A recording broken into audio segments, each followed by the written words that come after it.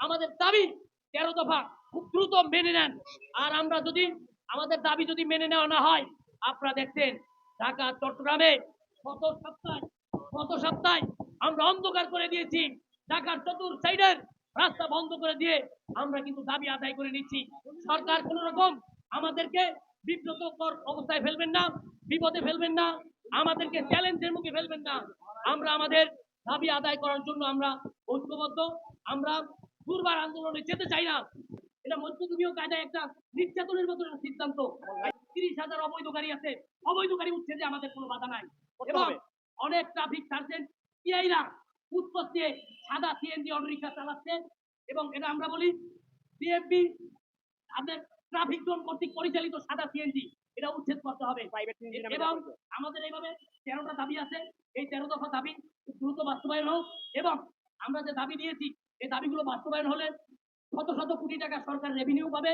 আমরা বৈধ গাড়ি চালাতে পারবো, আমরা মিটারে গাড়ি চালাতে পারবো। মিটার ছাড়া আমরাও চালাইতে চাই না। যখন মধ্যযুগীয় কায়দায় একটি সরকার ক্ষমতায় আসছে, এই সরকার ক্ষমতায় আসছে, আসার পরে এক শ্রেণীর অফিসাররা হঠাৎ করে একটি চিঠি দিয়ে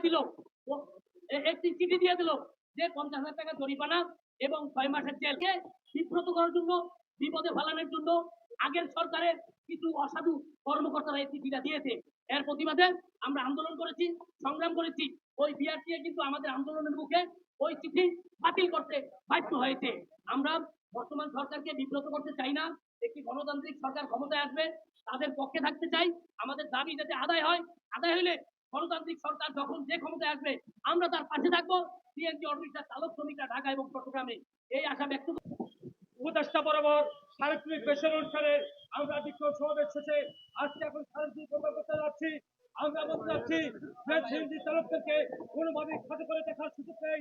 কারণ আপনারা জানেন সরকার অনির্বাচিত সরকার, বিগত ব্রিটিশ সরকার এই শ্রমিক স্বার্থ বিরোধী ছিল। তারা 2018 সালে কালো আইন করেছে।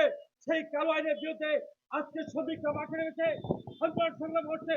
শ্রমিকরা কি করতে পারে এদেশের সাংবাদিক সমাজ জানে, বিশ্ব জানে।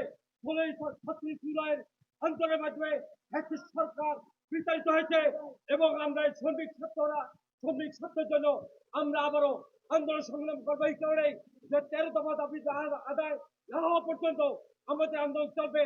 সে আন্দোলন সংগ্রাম করার জন্য আমরা একটি নির্ধারিত কর্মসূচি দিচ্ছি। আজকে সার্বিক ভোটার 25 ফেব্রুয়ারি হচ্ছে চট্টগ্রাম মানববন্ধন কর্মসূচি এবং 27 ফেব্রুয়ারি হচ্ছে বিএনপি প্রধান কার্যালয় ঘেরাও কর্মসূচি। সেখানে সকল শ্রমিকদের আহ্বান জানিয়ে আজকে সাংবাদিক এবং বিশেষ করে পুলিশ কর্মকর্তাবৃন্দ সকলকেই সিএনজি অটোরিকশা শ্রমিক ঐক্য পরিষদের পক্ষ থেকে ধন্যবাদ মোবারকবাদ জানিয়ে আমাদের আন্দোলন সংগ্রামে সার্বিক সহযোগিতা কামনা করে আমরা শেষ করছি। বলতে চাই আপনাদের যাতে দ্রুত শুভ বুদ্ধি উদয় হয়। আমাদের দায়িত্ব যদি দ্রুত আপনারা যদি সোজা আঙ্গুলে কি না উঠলে আঙ্গুল ব্যাখ্যা করব, সংগ্রামে যাব, আন্দোলনে যাব। ধন্যবাদ সবাইকে।